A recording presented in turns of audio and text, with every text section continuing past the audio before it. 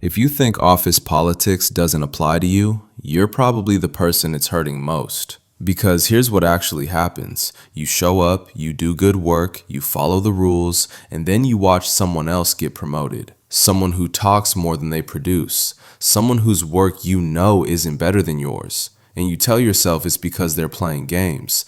But that's not quite right. Office politics isn't about backstabbing. Most of the time, it's not even about being fake. It's simpler than that. Office politics is the gap between how work is supposed to work and how it actually works. That's it. You were given an incomplete rule book and nobody told you. They just let you fail according to rules you didn't know existed. Here's the rule you weren't taught. Being good at your job is necessary, but it's not sufficient. You also have to be seen as good at your job by the right people at the right times, and nobody explains this to you. Because if they did, it would sound corrupt. But it's not corruption. It's just how groups of humans make decisions. It's been this way forever. Let me show you how this plays out. Two people do the same quality of work. One sends a weekly update email to their manager. Nothing fancy, just 3 bullet points about what they did. The other person doesn't. They assume their work speaks for itself. 6 months later, budget cuts. The manager has to let someone go. He has a clear, recent picture of what the first person contributes.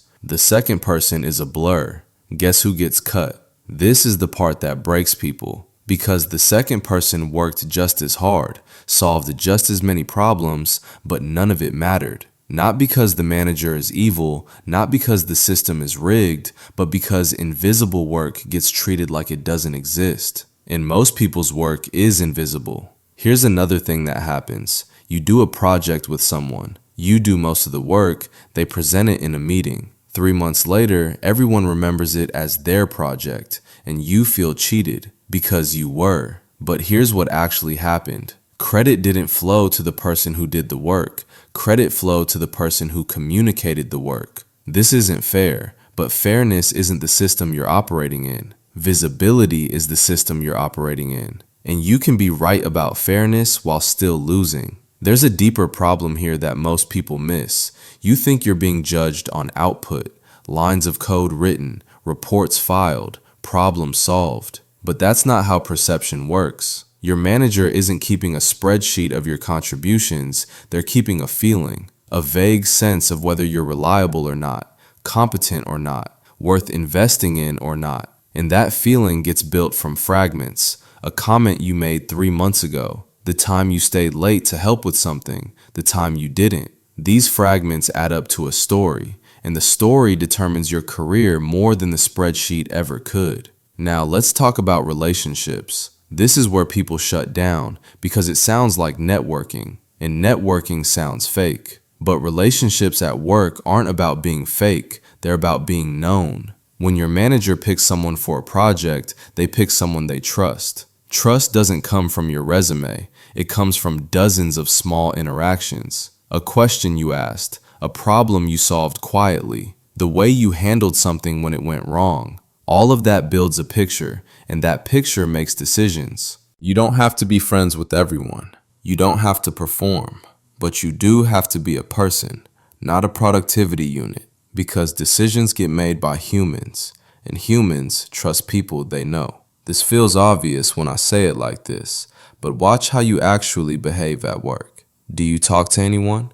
Do you ask for help? Do you offer it? Or do you just show up, execute, and leave? If it's the second one, you're not being professional, you're being invisible. Here's the thing nobody warns you about. Some people are better at this than you, not because they're smarter, not because they work harder, just because they're more socially aware, or more extroverted, or someone taught them earlier. And this will bother you because it feels like an unfair advantage. It is an unfair advantage, but you still have to deal with it. You don't get to opt out and still win. There's another dimension to this that nobody talks about. Loyalty. Not the fake corporate kind, the real kind, the kind that gets remembered. When something goes wrong on a project, do you stay quiet or do you speak up? When your teammate is struggling, do you help or do you focus on your own work? When there's blame being assigned, do you let someone take the fall or do you tell the truth? These moments seem small at the time, but they accumulate. They build reputation, and reputation is currency. The people who advance aren't always the most skilled. They're often the ones other people want to work with, the ones who made someone's job easier once, the ones who didn't throw anyone under the bus when they could have. Let me tell you what happens if you ignore all of this. You work hard for years. You keep your head down. You do excellent work. And then one day, you look around and realize you've been passed over. Again, the bitterness starts. You stop volunteering. You stop speaking up. You do the minimum and convince yourself you're protecting yourself. But bitterness doesn't protect you. It erases you. And here's what most people miss. When you disengage, you stop learning the things that actually matter. The most valuable information at work doesn't come from training programs.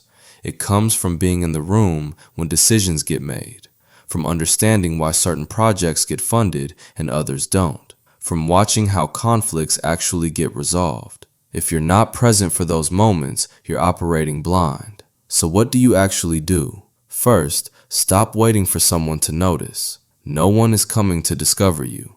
Your manager is busy. Your colleagues are focused on their own work.